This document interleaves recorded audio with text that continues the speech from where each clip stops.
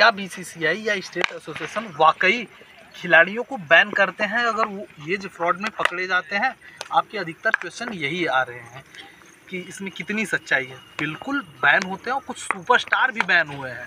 एक खिलाड़ी इस लिस्ट में ऐसा है जो वर्ल्ड कप में अंडर 19 वर्ल्ड कप में टीम इंडिया को लीड करने जा रहा था, लेकिन एज फ्रॉड में लास्ट मिनट पे पकड़ा गया और उसको वर्ल्ड कप का खेलने से रोका गया। और एक चीज़ और हम बता दें, एज डिफरेंस कितनी थी उसकी? बहुत ज़्यादा नहीं थी, सिर्फ 3 महीने का 4 महीने का एज डिफरेंस था उस खिलाड़ी का, जिसकी वजह से बैन हुआ। तो चैनल पे पहली बार आया है तो सब्सक्राइब जरूर करें। इस लिस्ट में जो पहला खिलाड़ी है बैन हुआ होगा, इस खिलाड़ी को आप बहुत अच्छी तरीके से जानते हैं, मनजोत कालरा। मनजोत कालरा कौन है? शुभमन गिल पृथ्वी साथ जिस वर्ल्ड कप में जीते थे, वर्ल्ड कप विनर बने थे, उस वर्ल्ड कप में फाइनल में मनजोत कालरा ने ही सेंचुरी मारी थी, जिसकी वजह से इंडिया जीता था। बीसीसीआई की जांच में पता चला कि मनजोत कालरा ने एज फ्रॉड किया है।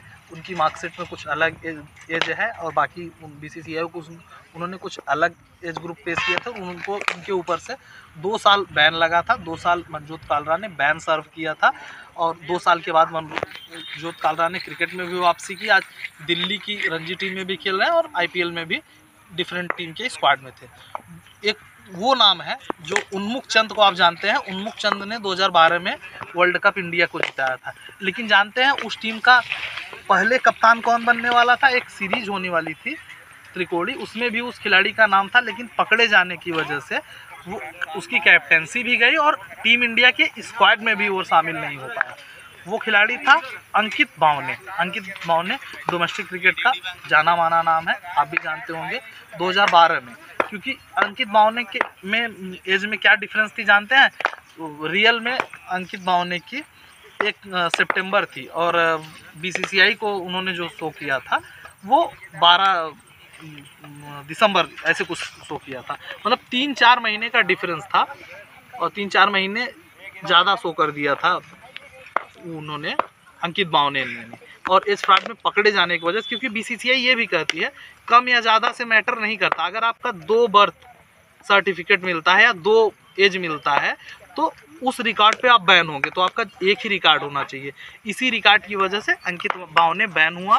और नहीं तो अंकित बावने जो 2012 का वर्ल्ड कप जिसका कैप्टन हम उन्मुख चंद को मानते हैं, सारा श्रेय उन्मुख चंद को देखते हैं, हो सकता है उसका सुपरस्टार अंकित बावने होता।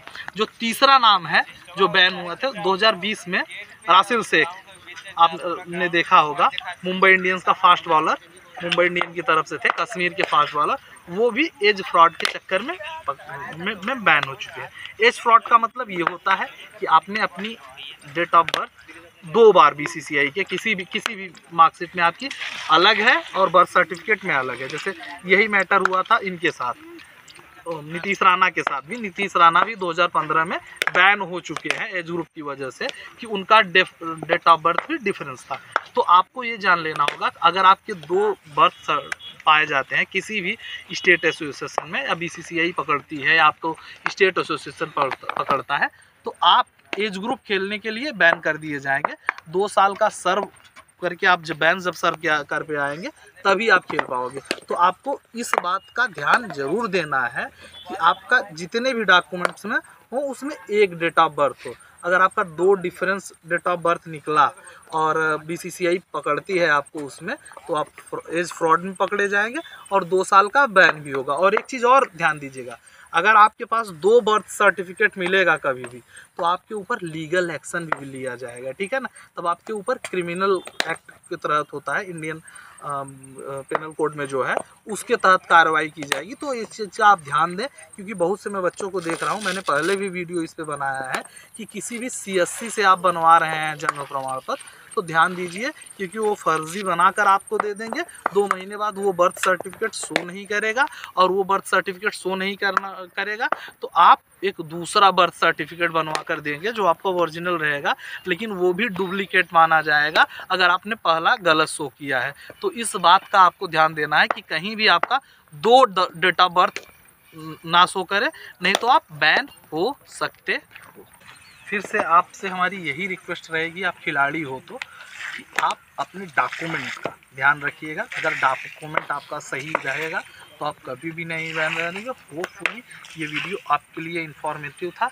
कोई और भी डाउट हो तो कमेंट सेक्शन खुला है, वहाँ आप पूछ सकते हैं, आपको रिप्लाई ज़रूर मिलेगा। और हाँ, आपकी अगर अदर कोई क्वेश्चन हो तो आप हमारे साथ इंस्टाग्राम पे जुड़ें, इंस्टा का लिंक डिस्क्रिप्शन में